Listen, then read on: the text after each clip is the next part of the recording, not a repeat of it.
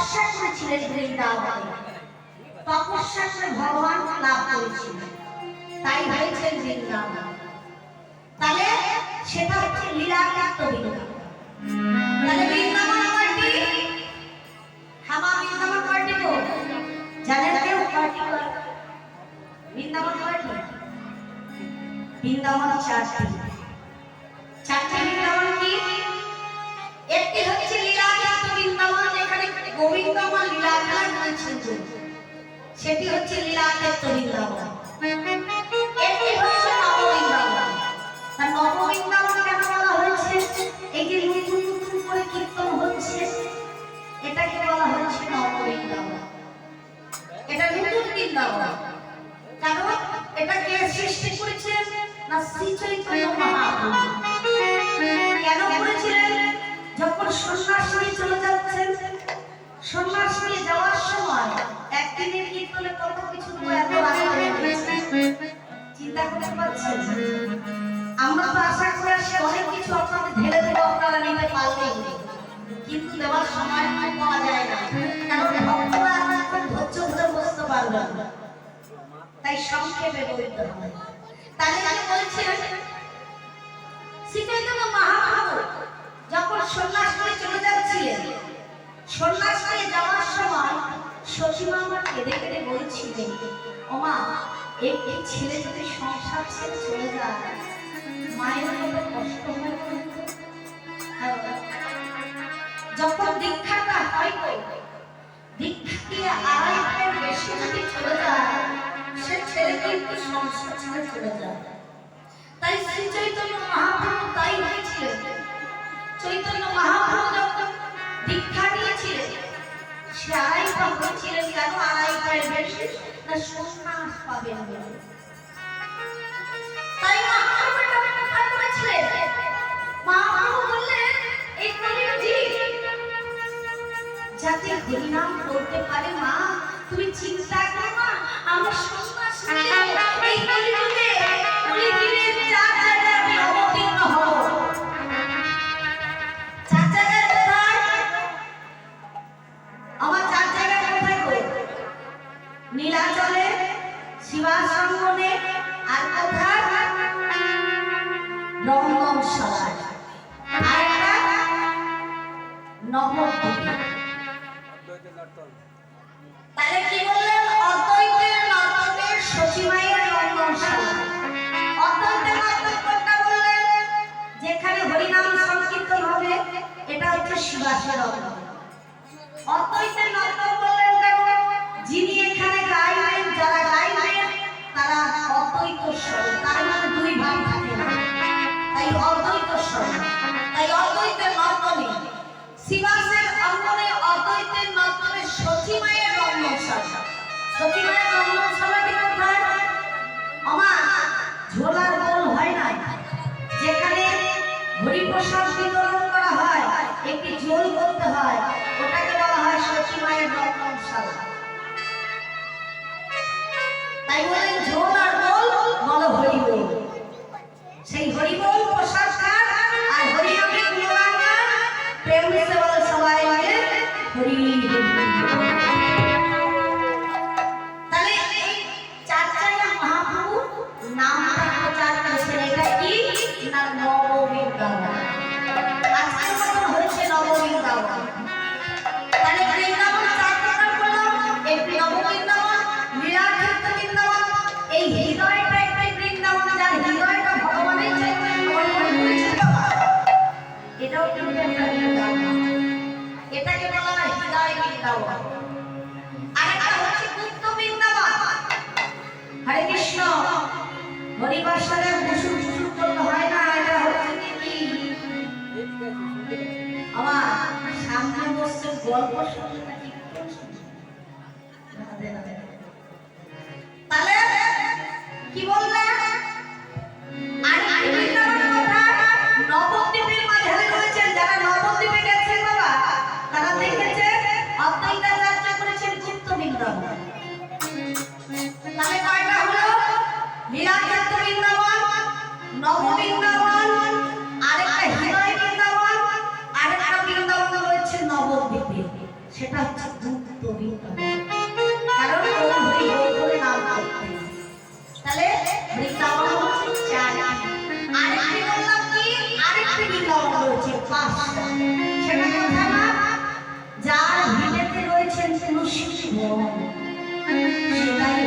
যেতাম। কারণ যেখানে তুলসী গাছ থাকে না সেখানে স্বয়ং বিষ্ণু বসবাস করে, তাই যেখানে তুলসীর বন সেটাও বৃন্দাবন। তাহলে গৌর হরি কোন বৃন্দাবনের কথা মনে পড়েছে আজকে? লীলাক্ষেত্র বৃন্দাবনের কথা। সেই বৃন্দাবনের কথা মনে পড়ে চারিদিকে দর্শন করছে। দর্শন করে কি দেখছে না চারিদিকে দেখছে ফুলের বন। তাই গৌর হরি কি করলেন? বলছে হরি রামানন্দ দেখো দেখো কি সুন্দর মন সাজিয়েছে।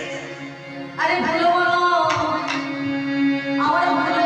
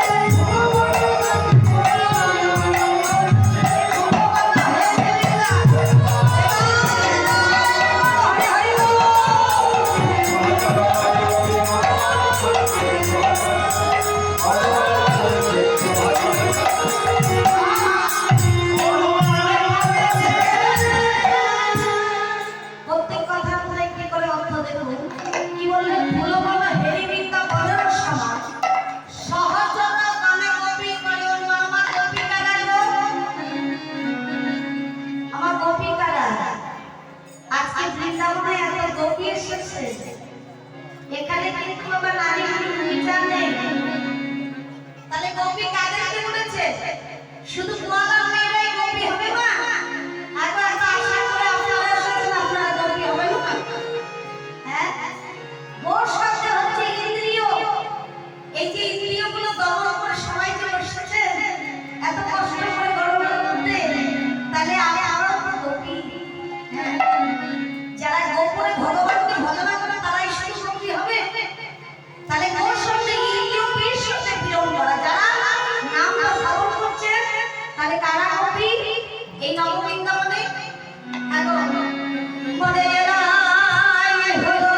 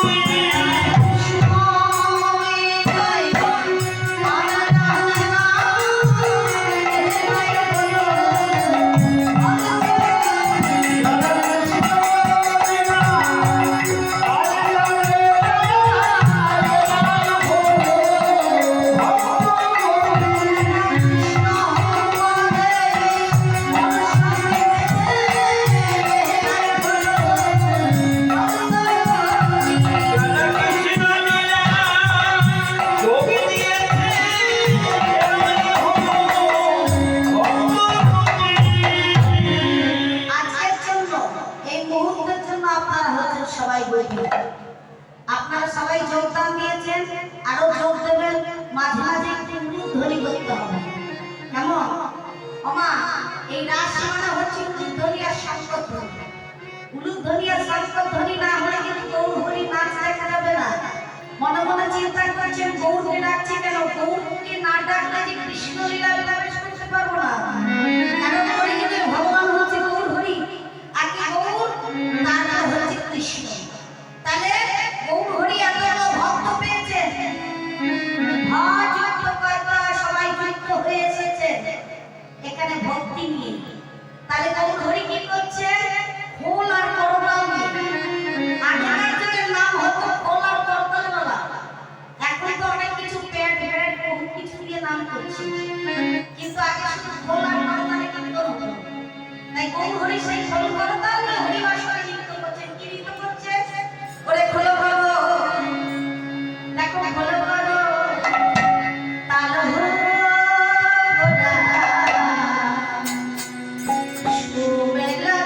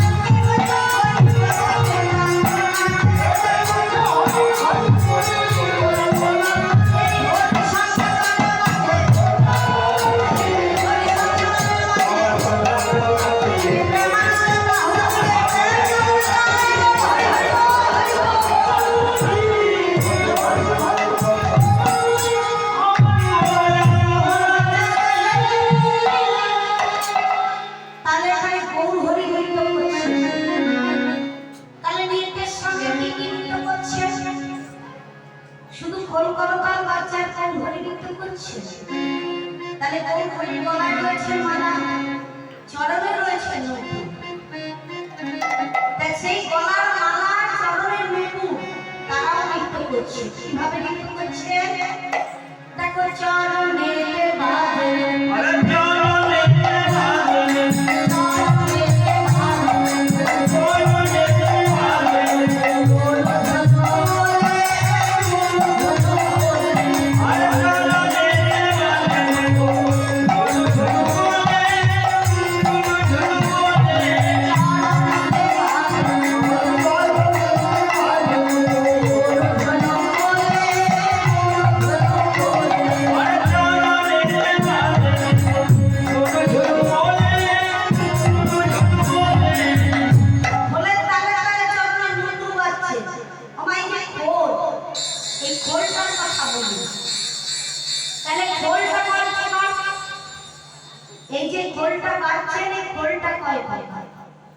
খোলটা হচ্ছে চারটা। একটি হচ্ছে শ্রীকোল। এই শ্রীকোল বলে কেন শ্রী শব্দে সুন্দর আছে দেখছেন, তার মধ্যে আবার কবম মিশ্রিত আছে। কবম আছে ভিতরে, বাইরে আছে সুন্দর। তাহলে এটাকে বলা হচ্ছে শ্রীকোল। শ্রী শব্দে সুন্দর। শিবাসের অঙ্গ, শিবাসের অঙ্গ বলেন কেন, এটা হচ্ছে শিবাসের অঙ্গ। শ্রী শব্দে সুন্দর, দেখুন কত সুন্দর করে সাজিয়েছে। আজকে আমি সুন্দর নাগারে যেমন সাজিয়েছে, এটা সত্যি বৃন্দাবন হয়েছে। কারণ আজকে ফুলের রং দিয়ে বৃন্দাবন তৈরি করেছি, কি মাধুর্য। তা দেখুন এই ফুলের রঙেই ভগবান শ্রীকৃষ্ণ কিন্তু স্বয়ং করেছেন। তাহলে কি বললেন, শ্রী শ্রীকোল, এটা হচ্ছে শ্রীকোল। সবচেয়ে সুন্দর সুন্দর জায়গায় কি নাম হয়, রাধা কৃষ্ণের নাম। এর মধ্যে কোল হচ্ছে, কত রকম কোল বেরোচ্ছে বলুন, সেই কোলের মধ্যে হরিনাম হচ্ছে। তাহলে একটা হচ্ছে কোল শ্রীকোল, আর একটা কোল কি আমাদের হৃদয়টা একটা কোল। কেন বললেন বাবা হৃদয়টা কোল? যেদিন এই দেহটা পড়ে থাকবে, কোল থেকে পাখিটা চলে যাবে, তাহলে কিন্তু একটা কোলের মতো পড়ে থাকবে আর আনন্দ হবে। তাই এটা একটি কোল, পাখি চলে গেলে পড়ে থাকবে। আর যতক্ষণ পাখি রয়েছেন, নড়ছেন, চলছেন, আসছেন, যাচ্ছেন, হাওয়া খাচ্ছেন, ঘুরছেন, ফিরছেন, সবই হচ্ছে। আর পাখিটা যখন ধূপ করে চলে যাবে, ওইটা পড়ে থাকবে। তাই এটা একটা কোল, এটা হৃদয় রূপী কোল। আর একটা কোল কি, যেগুলো লেপ কথা বলে ধরে রাখা হয়, মায়েরা সাধারণত রাখেন লেপ কথা বলে ধরে রাখে, সেটি কি কোল। আরেকটা কোল কি, যেগুলো ফুলের এখানে বসে আছে, কানটা খুলে যে বসে আছে, এটা একটা কোল। তাহলে এই যে কোন কোলে কি হয়, এই যে হরিবাসর কোলটা হচ্ছে, এটাকে হরিনাম সংকীর্তনে বোল হচ্ছে। আর এই হৃদয় রূপী কোলটা, যেদিন এই হরিনাম সুধামণি বলছেন, এই বদনে হরিনাম বলো, কর্ণে হরিনাম শ্রবণ করো। এই কর্ণে হরিনাম শ্রবণ করলে কর্ণের কোলটা খুলে যায়। কারণ গুরুর কাছে দীক্ষা নিয়েছি যখন, কর্ণটা পবিত্র করেছি। কেন? নাম শ্রবণ করার জন্য। তাই এটি একটি খোল। তাই ভাগবতে কলম দিয়েছেন, এই হৃদয়ে একটি খোল, শ্রীকোল, কর্ণখোল, আমাদের এই লেখা ঠাকুরের করে রাখা খোল। তাহলে চারটি খোল। ভাগবতে কলম দিয়েছেন কি, যে জসরা সুন্দর কমলে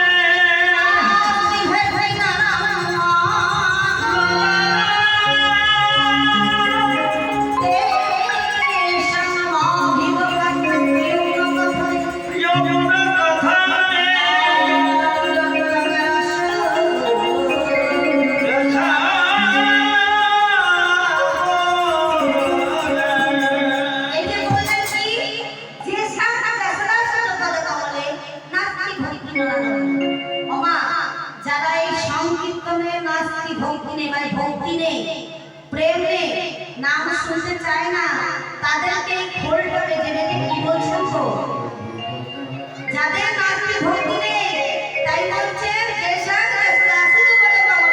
নাস্তি ভক্তি না, যে জন ভগবান শ্রীকৃষ্ণের চরণে মতি ভক্তি নেই, তাদেরকে খোলটা বেজে বেজে কি বলছেন, ধিকতা ধিকতা ধিকতা। কথাই দিদি তোরা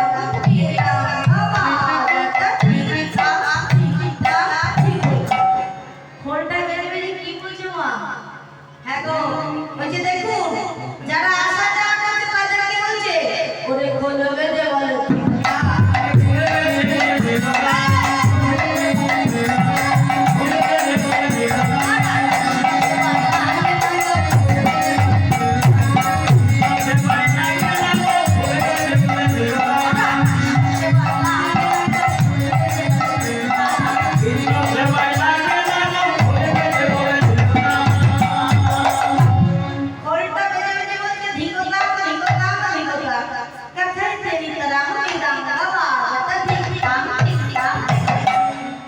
এত সুন্দর করে তাল দিচ্ছে কাদেরকে দেব? যারা সফল করতে চাইছেন আপনাদের মত আপনাদের ধিক্কার দিবে কেন? এত কষ্ট করে বসে আছেন। যারা আসছে আর যাচ্ছে একই পাখির মতো আসছে আর যাচ্ছে তাদেরকে ধিক্কার দিচ্ছে। তাহলে মা বাবার খোল বাজছে, করতাল বাজছে না, বাট করতাল। এই করতাল বলে যদি কি বলছেন তো? ওরে করতাল বলে